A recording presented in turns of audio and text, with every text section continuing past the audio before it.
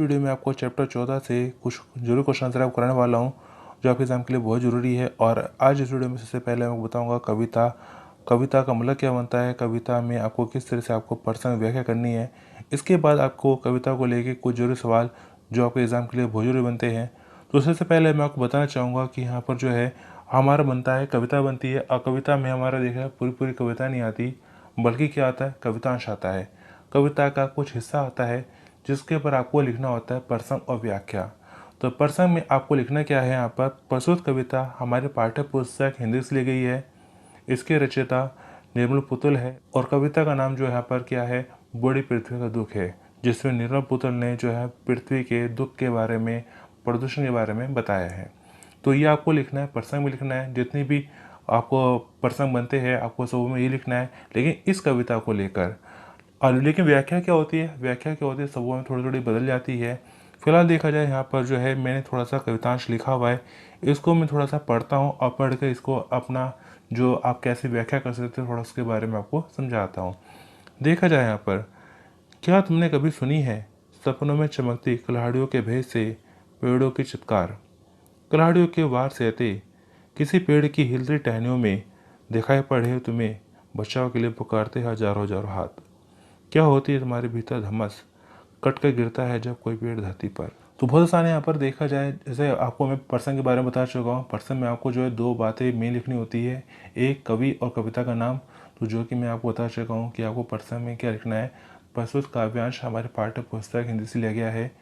कविता का नाम बूढ़ी पृथ्वी का दुख है, जिसके रचयिता निर्मला पुतुल जी है, जिन्होंने पृथ्वी के प्रदूषण के बारे में बताया है। आपको लिखना है प्रसंग में। इसके बाद व्याख्या है, तो व्याख्या में आपको थोड़ा सा समझा देता हूँ कि व्याख्या आप अपना कैसे कर सकते हैं। तो व्याख्या आपको जो है अपने शब्दों में भरम बनाए करना है।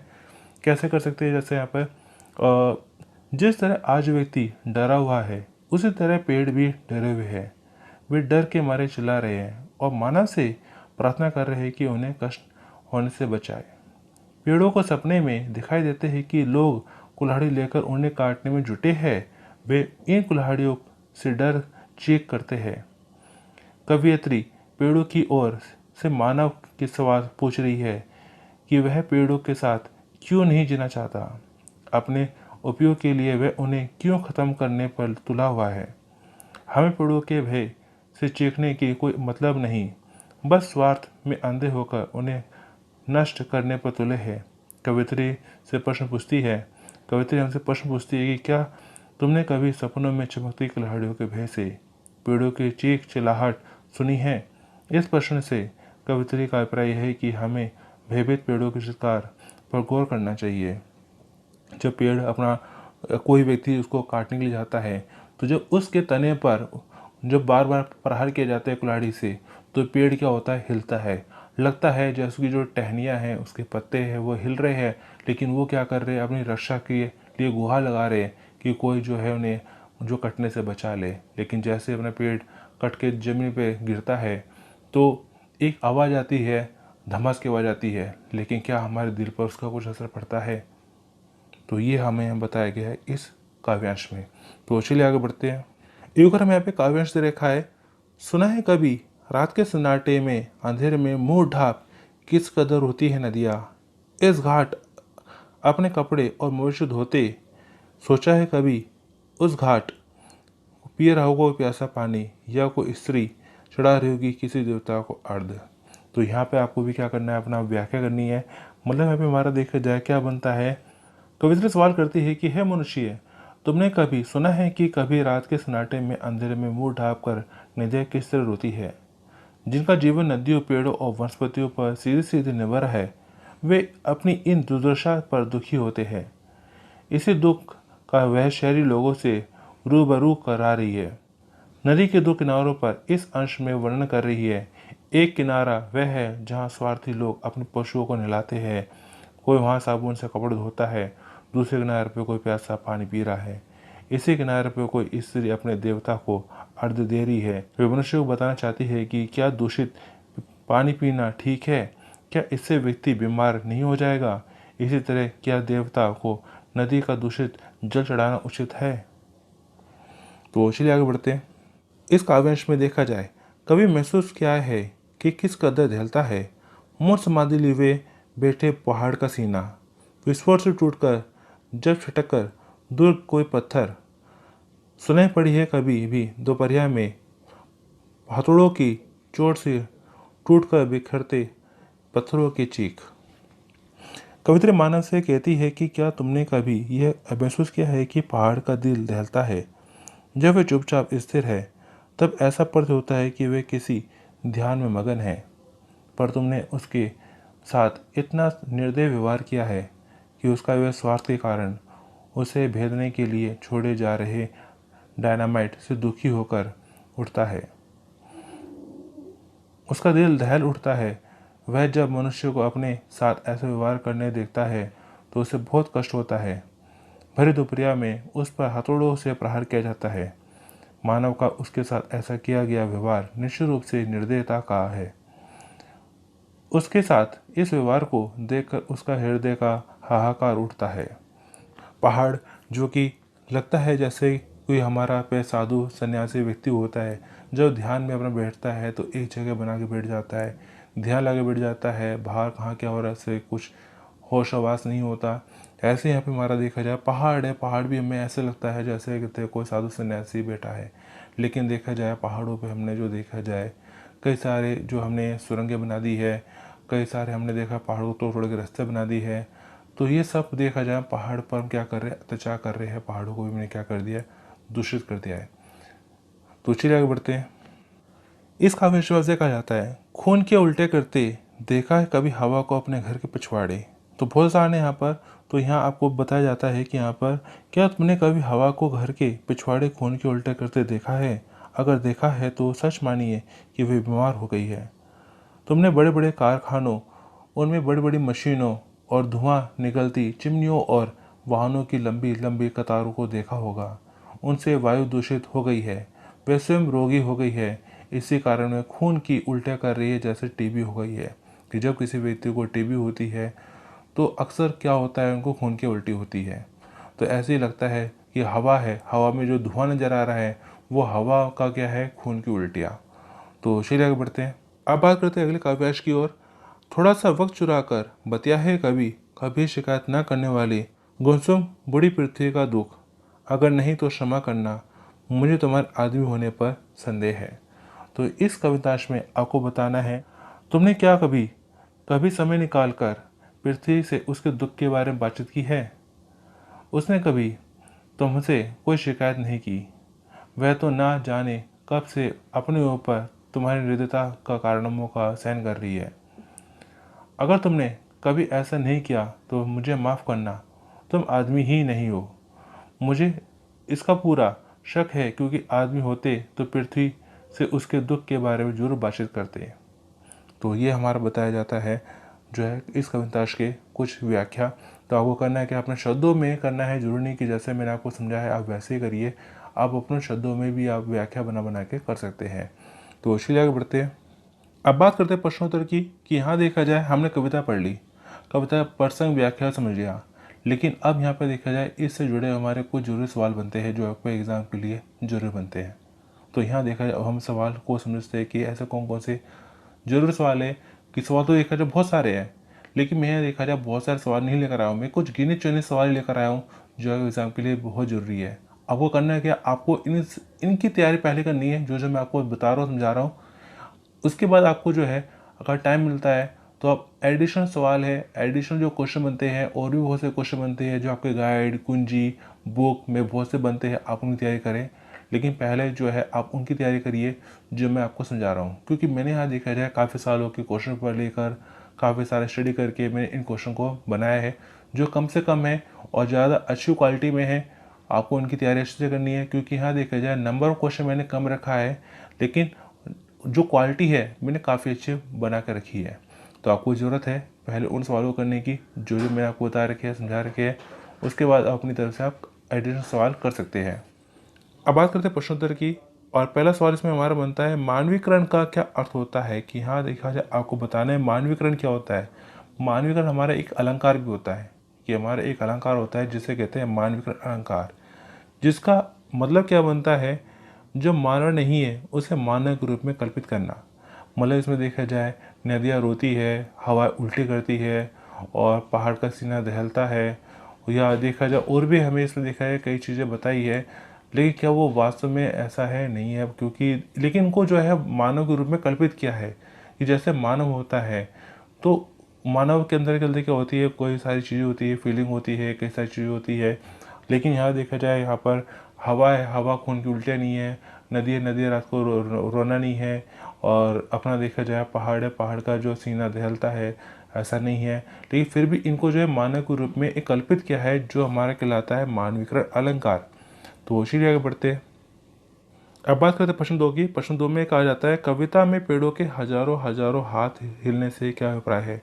तो क्या होता है? खुशी से झूमना, रक्षा की गुहार करना, तूफान से कांपना और हवा से थिरकना। तो क्या बनता है? रक्षा की गुहार।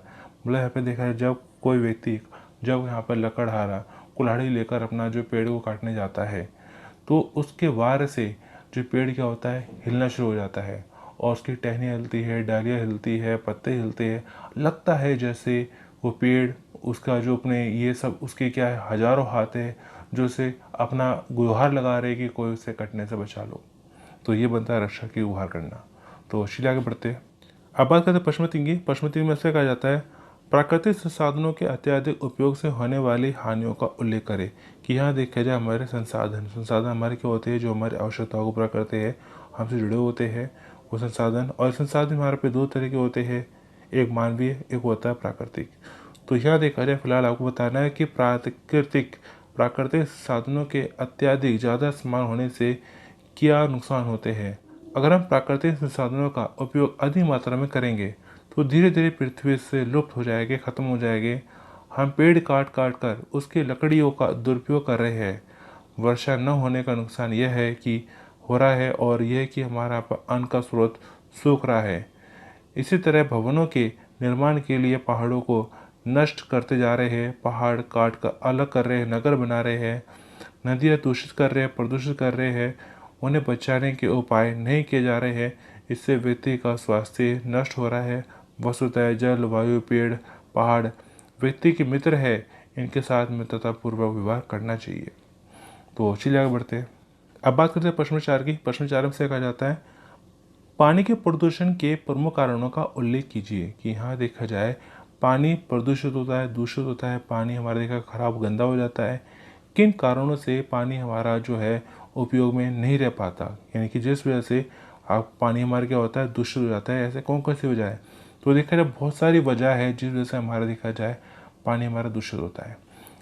पानी प्रदूषित होने का प्रमुख कारण है कारखानों का गंदा पानी नदियों में डाला जाना। यहाँ देखा जाए कि हमारे बहुत सी फैक्ट्री होती है, कारखाने होते हैं, जिसका जो कचरा होता है, जो वेस्टेज होता है, क्या किया जाता है, पानी में बहा दिया जाता है, जिससे वो पानी क्या होता है, गंदा हो जाता है। दूसरा कारण है कि हम अपने घरों से निकलने वाले कूड़े के ढेर को नदियों में फेंक देते हैं। घर का मल मूत्र भी नदियों में गिरा देते हैं। जो नाले का पानी है नदियों में मिला देते हैं। इससे पानी दूषित हो जाता है। इसके अलावा देखा जाए, हम नदियों के किनारे साबुन से कपड़े धोते हैं, अपने मनुष्यों को नहलाते हैं, इससे पानी क्या होता है, दूषित होता है। तो देखा जाए कई सारे ऐसे कारण हैं जिस वजह से हमारे देखा जाए पानी क्या हो जाता है, दूषित हो जाता है। तो चलिए आगे बढ़ते हैं। अब बात करते हैं प्रश्न पाँच की। प्रश्न पाँच में ऐसे कहा जाता है, पेड़ क्या सपने देखते हैं। तो यहाँ देखा जाए, कविता में बताया कि पेड़ क्या सपने देखते हैं, कुछ भयानक सपने देखते हैं जिससे वो डर जाते हैं। तो क्या है वो सपने? पेड़ सपने देखते हैं कि लोग चमकती कुल्हाड़ियों लेकर उन्हें काटने को तैयार है, और वे उन कुल्हाड़ियों के डर से चीख पड़ते हैं और उनके सपने टूट जाते हैं। जैसे कि हम होते हैं, हमें कई बार जो है कुछ बुरे सपने आते हैं, तो उन बुरे सपनों से हमारी नींद टूट जाती है। कई बार हम जो है जग जाते हैं, दोबारा सो नहीं पाते हैं। ऐसे ही पेड़ों को भी जो यहाँ पर सपने आते होंगे कि कोई व्यक्ति है जो एक चमकती हुई कोठारी लेके आ रहा है उन्हें काटने के लिए, और उनका सपना टूट जाता होगा और उन्हें डर लगता होगा। तो ये इसमें बताया गया पेड़ों का सपना। तो चलिए आगे बढ़ते हैं। अब बात करते हैं प्रश्न 6 की। प्रश्न 6 में से कहा जाता है, बड़ी पृथ्वी का दुख कविता में कवित्री ने क्या चिंता प्रकट की है। बहुत आसान है कि यहाँ पे ऐसी कौन सी बात है जो टेंशन वाली बात बनती है हमारी बड़ी पृथ्वी का दुख में। बड़ी पृथ्वी का दुख कविता में घटते पेड़ और घटती हरियाली और व्यक्ति पर उसके प्रभाव का चिंतन व्यक्त की है। तो चलिए आगे बढ़ते हैं। अब बात करते हैं प्रश्न 7 की। पहाड़ को मौन समाधि लिए हुए बैठा क्यों कहा गया है? कि पहाड़ है उसको एक मौन समाधि लिए हुए बैठा बताया गया है। क्यों बताया गया है? जैसे चित्रों में हमारे ऋषि मुनि इससे बैठे दिखाई देते हैं, उसी तरह पहाड़ भी दिखाई देते हैं। इसलिए कवि ने पहाड़ को मौन समाधि लिए हुए बैठा कहा है कि जैसे हमारे ऋषि मुनि होते हैं अपना समाधि लगा कर बैठ जाते हैं, वहाँ से हिलते डुलते तक नहीं है, वैसे पहाड़ भी लगता है जैसे कि वो अपना समाधि लगा के बैठ गया है, वहाँ से हिल डुल नहीं रहा। तो चलिए आगे बढ़ते हैं। प्रश्न 8 में आपसे कहा जाता है, कवित्री हवा को खून की उल्टियाँ करते देखने से क्या आशय है? कि यहाँ पे कवित्री है, कहती है कि हवा क्या कर रही है? खून की उल्टी कर रही है। कि जैसे देखा जाए किसी व्यक्ति को टीबी बीमारी होती है, तो कुछ टीबी की बीमारी में इंसान क्या करता है? खून की उल्टियाँ करता है। तो ऐसे ही हमारा देखा जाए हवा है, हवा हमारा देखा जाए इतनी दूषित हो चुकी है कि लगता है कि जो धुआं है वो हवा का क्या है? खून। कवित्री हवा को खून की उल्टियाँ करते देखने स्पष्ट करना चाहती है कि बीमार हो गई है, उसे टीबी हो गई है, उसके फेफड़ों को साफ हवा नहीं मिल रही है। कहने का अभिप्राय है कि वायु दूषित हो चुकी है, प्रदूषित हो चुकी है, जहरीली हो चुकी है। तो चलिए आगे बढ़ते हैं। अब बात करते हैं प्रश्न 9 की। प्रश्न 9 में ऐसे कहा जाता है, पृथ्वी को बूढ़ी क्यों कहा गया है? ऐसे क्या कारण है, किन वजहों से पृथ्वी को बूढ़ी पृथ्वी कहा गया है? कि हमारा देखा जाए पृथ्वी जैसे आज है, कुछ हमारा देखा जाए सैकड़ों वर्ष पहले, कुछ हमारा यहाँ पे 1000 साल पहले, कुछ हमारे दशक साल पहले हमारी पृथ्वी ऐसी नहीं थी जैसे कि आज हमारी दिखाई देती है पृथ्वी। हमारे देखा जाए कई सदियों पहले हमारी पृथ्वी ऐसी नहीं थी, लेकिन आज के समय में देखा जाए हमारी पृथ्वी क्या है? बूढ़ी हो चुकी है। वजह क्या है? प्रदूषण। पृथ्वी को बूढ़ी इसलिए कहा गया है कि अगर पृथ्वी से पेड़ पौधों कम होते रहे, नदियाँ सूख रही है, पहाड़ों को भी अपने स्वार्थ के लिए डायनामाइट लगाकर